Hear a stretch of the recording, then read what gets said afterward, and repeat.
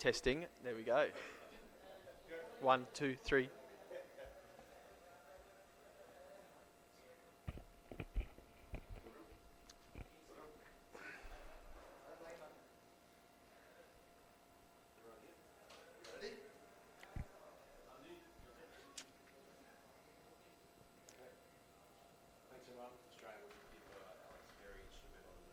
Fielder. Fielder. Batting fielder? Alex Carey here to take a question, sir.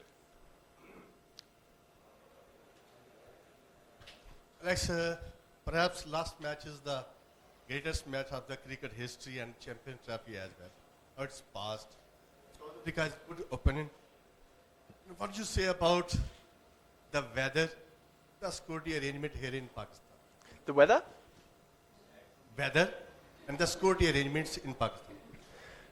Yeah, a fantastic game of cricket, as you mentioned, and even better for Australians to come out on top. I think at the halfway mark of the game, we didn't know that was a record amount of runs scored. And then for us to, I guess, chip away at that total, stayed pretty calm throughout the run chase. And the dew started to come onto the ground, so the outfield got wetter as the game went on, which obviously suited us. But anytime you're chasing 350 runs, a lot has to go right. And I thought the way that we kept the run rate at the top of the order with Matt Short and Marnus was really positive. It didn't get away from us. And then once we lost a couple of wickets, for Josh and myself to put together a partnership and continue to keep the run rate at around 7.5 to 8, allowed for Maxwell to come in and do what he does best. And if he's batting with only 5 or 6 overs to go, it means we're in a pretty good position, and he can come out and score at a strike rate of 200 plus, which he's done a number of times for Australia. So I think all in all, for us to get our Champions Trophy underway in such a manner, we probably don't want to chase 350 too many more times, but our bowlers will learn a lot from that hit out. And for Australia to win a Champions Trophy game after a number of years, it's a great vibe around the group. The general feeling. Yep.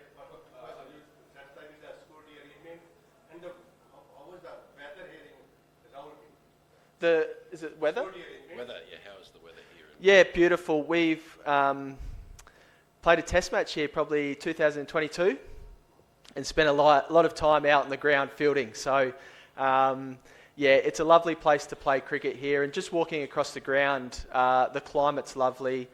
It'll be interesting to see if the dew comes in like it did in Lahore, but I guess the benefit is we've got a game here today that we'll be able to watch how that pans out. New Zealand and Bangladesh play here, so the boys will be watching and probably assessing a little bit as it goes on. But yeah, it's a beautiful place to play cricket here in Islamabad, and we're really excited for tomorrow. General feeling is that you have got a batting heavy team. Yep. You have chased down a very, very, formidable total. Do you think when it comes to setting the target, your backup of bowling attack is the thought the same guts defend that such a big total? Is that so? Yeah, it's a good question. Look, it's an inexperienced bowling attack. There's no hiding away from that.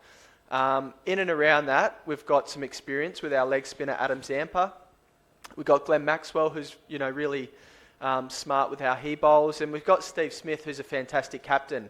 So I think if we are to bat first throughout the tournament, I'll back our boys to defend. Hopefully a good score of 300 plus, but if not, Nathan Ellis has got a lot of tricks, got a lot of good slower balls. Spencer Johnson's really damaging up the top left arm seamer, and so is Ben Dwarshus, and you've got Sean Abbott ready to go as well. So we've come into this tournament really confident that our bowling attack will still do a fantastic job without the big three. And hopefully as a batting group, we can score as many runs and make it easy for our bowlers.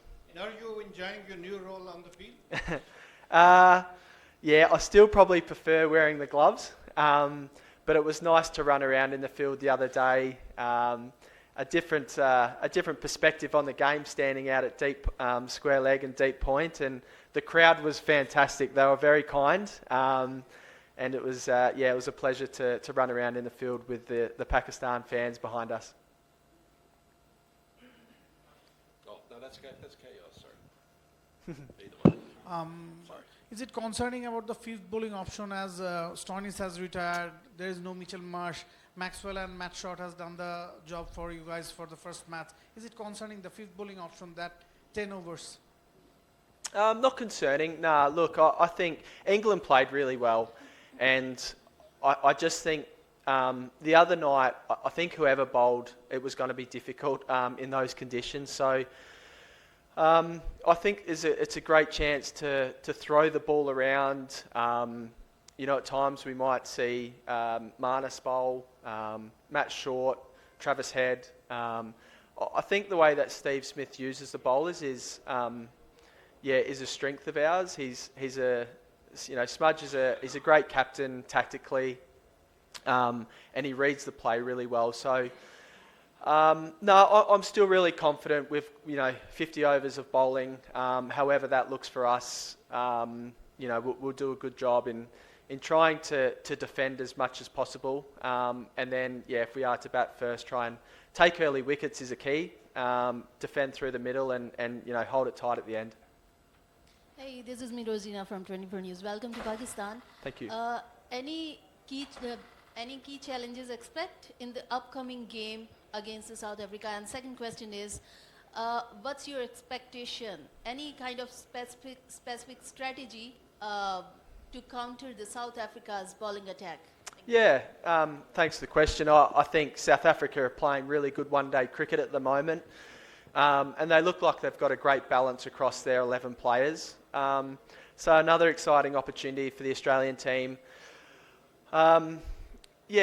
Look, we'll sort of dig deeper into that today. Team meetings, bowling meetings, batting meetings. We have played South Africa quite a bit in the last sort of 12 to 24 months in one-day cricket. So we know how they line up. But as you mentioned, they're pretty strong across the board, which I think just for us, it's a great opportunity to come out here, coming off the back of a great game against England, play with a lot of freedom, take the game on. For our bowling attack, get stuck in and try to take early wickets. Adam Zampa through the middle does his thing, and Nathan Ellis with all these tricks at the back end. And for our batting group, not much will change. Travis Head will try to smack him at the top with Matt Short. You've got Smith and Marnus through the middle, and then hopefully set it up for a Maxwell to go, big at the end. So great opportunity for us. We know they're a great team. They'll be strong throughout the tournament, but I feel like, our confidence is high and we're really excited for tomorrow. Welcome to Pakistan. I'm Ambreen. Considering the pitch condition, is there any chances to changes the playing 11? I don't think so at this stage. We'll watch today's game out here as well.